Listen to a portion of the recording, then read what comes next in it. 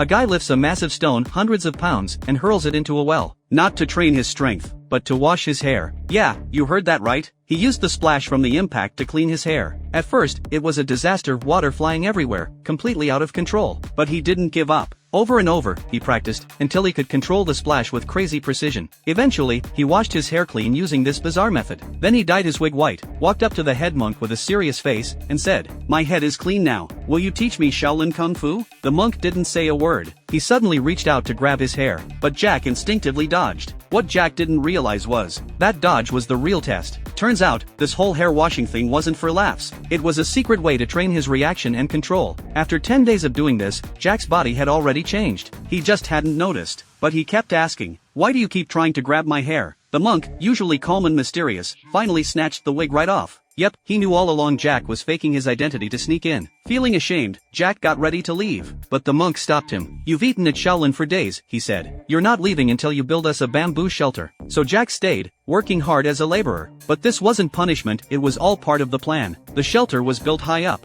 giving Jack the perfect view of the real students practicing Kung Fu. And sure enough, as he worked, he watched. And as he watched, he started training. Before long, Jack hurt his arm, but he refused to stop. He knew that if he quit now, he'd never learn true Kung Fu. So he kept going, pushed harder, trained through the pain. 1 year later, the bamboo shelter was finally complete. Jack ran to the monk. "It's done. Can you take me as your student now?" But the monk just said, "I don't take students. Tear the shelter down." That was the last straw. Jack snapped. "I worked for a whole year and now you want me to tear it down? Are you kidding me?" He stormed into the training hall, ready to fight for it. The monk, already expecting this, rushed in to stop him. But to his surprise, Jack dodged every move, countered every strike, and with one palm strike, snapped a solid bamboo pole in half. The monk froze. Even more shocking, Jack was standing still on an oil-slicked floor, a path he used to slip on constantly. Now, he stood like a mountain. That's when the monk realized, without even knowing it, Jack had already mastered the 36 chambers of Shaolin. The only person who didn't know it yet was Jack himself.